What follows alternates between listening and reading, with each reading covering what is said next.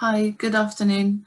My name's Lydia Gardner. I'm Head of Theme for Manufacturing the Future at the Engineering and Physical Sciences Research Council, EPSRC. I'd like to thank CMAC for inviting me. It's really great to be here today. The fundamental funder's perspective, EPSR's views and priorities. So I'd just like to start this presentation with a very brief overview of who are we. I work for UK Research and Innovation, which is funded by HM Treasury through the Department for Business, Energy and Industrial Strategy. And we are made up of the 7 existing research councils, part of Research England and Innovate UK, all under one funding umbrella. EPSRC is an intelligent investor, investing roughly £4.6 billion on research and training portfolio, working with business across industry, academics and public engagement. Here is EPSRC's priority framework as set out in the delivery plan. We're currently working on the 2019 delivery plan, awaiting the government's current spending review. There are split into 4 nations: productive, connected, healthy and resilient, of which manufacturing cuts across all of these.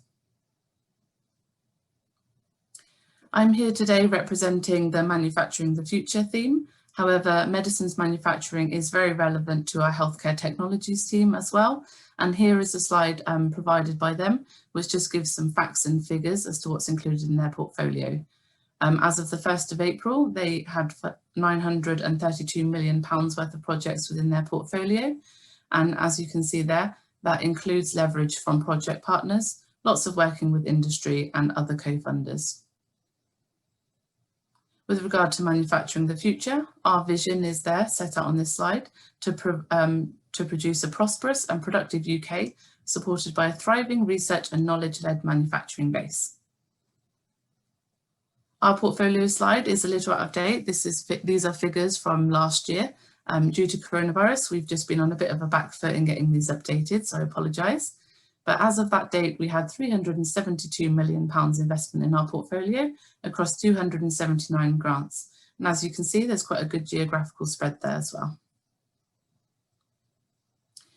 As well as CMAC, we help fund 13 hubs. The 2 highlighted in green, the Vaccines and Vax Hub, which are relevant to the conversations today, are funded by DHSC and supported by EPSRC. And the other 11 are funded by EPSRC across several rounds of investment. Here are the current 6 future manufacturing the future strategic priorities. Responsive manufacturing and precision made and scalable at cost. You may have seen calls for already this year, and those will be assessed at the beginning of 2021. Sustainability and function, digital technology, whole systems analysis, and advanced bio and chemical products manufacturing. None of these are explicitly medicines manufacturing. However, there will be opportunities in activities under these themes that will be relevant to people here today. So I really want to focus my presentation on discussing the healthcare manufacturing interface within EPSRC. As themes, we aim to support new activity directed towards the resilience and agility of our future healthcare manufacturing systems. COVID-19 has brought some stark realizations for us all, as I'm sure everybody here has been impacted.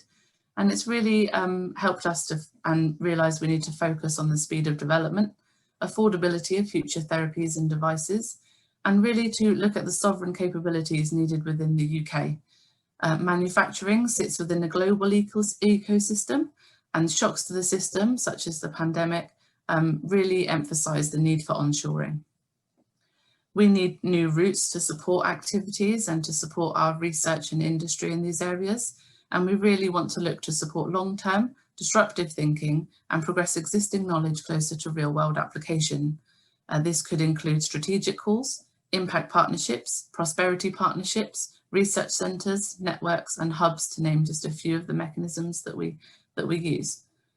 Spending review outcomes pending. We do hope to stimulate and support new activity at this interface, and that will include joint activities across the themes.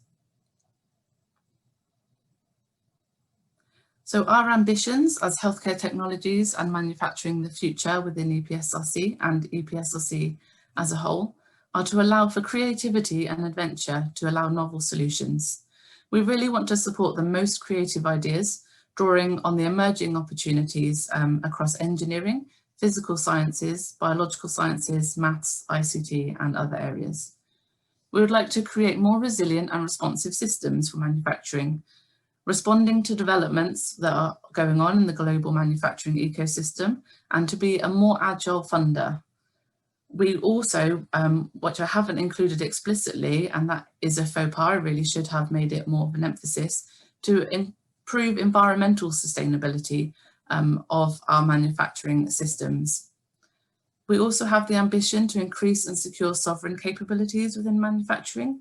We want the UK to be a partner of choice in research and industry within this area. We would like to invest in skills and training, and this could include supporting more CDTs, fellowships, studentships, and look at our current mechanisms and how we can make them more agile and effective for upskilling, particularly for industrial needs. And we want to better connect the research and innovation landscape. So this could include working more with catapults, universities and industry at all levels, and how we better engage in between those different sectors.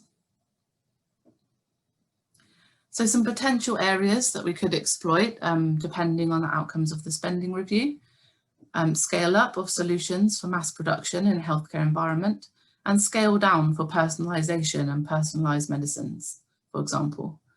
Discovery and development of therapeutic treatments with feedback from the manufacturability and economic case, and helping those to better feed into one another. Develop and utilise new and enhanced modelling and simulation methodologies to help inform those decisions. And where we're looking at adopting new technologies versus adapting the current healthcare system and where the trade-offs may be. Investment in the next generation of manufacturing research centres and scale-up technologies, and discovery of new innovation and manufacturing approaches, bridging the gap between the current and future healthcare systems. We really want to and should work across UKRI and across other funders, and we are looking to exploit opportunities and take advantage of those and ensure that we can do the best for this community.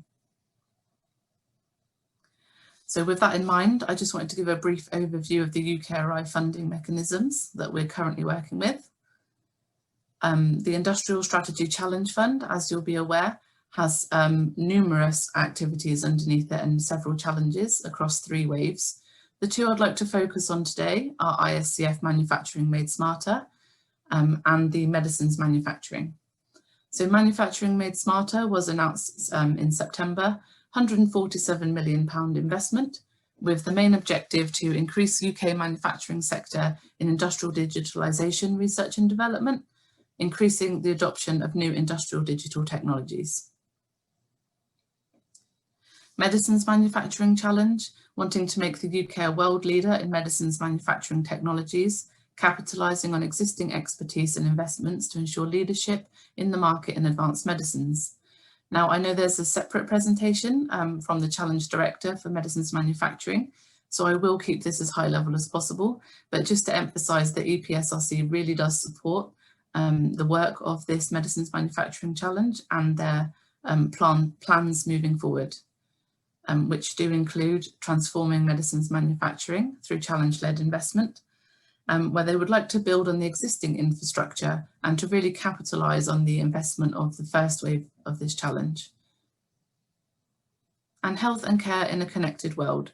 COVID-19, as we can't ignore, has really changed the way that we look at some of these things, and we really want to help embrace digital technology and drive transformation in the world we're now facing. Other UKRI funds that we probably don't talk about quite as much: Strategic Priorities Fund, Strength in Places Fund, and Fund for International Collaborations. We are working hard behind the scenes and with community and welcome any suggestions of ways we could utilise these funds should new opportunities become available. We do want to make sure that we put in bids and invest in the right places, and medicines manufacturing is a priority for us as an organisation. With that in mind as well, I would like to highlight that the UKRI website is going to launch a new UKRI funding finder as of the end of October 2020. You can find it through the link there or by searching Funding Finder on the UKRI website. And this is a really good tool that tries to bring all of the opportunities for funding together under one place so that you can easily and simply access and find where your research may fit best. So in terms of at the Manufacturing the Future level, our funding opportunities, we always have our standard research proposals open, and I would really encourage people to submit to those. These are to address key research challenges facing manufacturing. You can submit anytime. They're under the standard EPSRC eligibility rules, and up to £3.5 million are available per panel, which we tend to be in 3 or 4 times a year, depending on demand. The EPSRC NSF lead agency agreement is also open, and researchers are encouraged to submit proposals with applicants from both countries. They will be then assessed by the UK or the US partner, depending on who the lead PI and PI is, and we can discuss that with you. So what else can you apply for? You can apply for fellowships, networks, workshops, overseas travel grants, and programme grants for longer grants where you want to do more than you could fit into a standard grant. And these have a more complex assessment procedure given the amount of money available. And I would recommend that you contact Katie or myself if you have an idea that you think would fit under that scheme. Thank you very much, and I'll be happy to take any questions.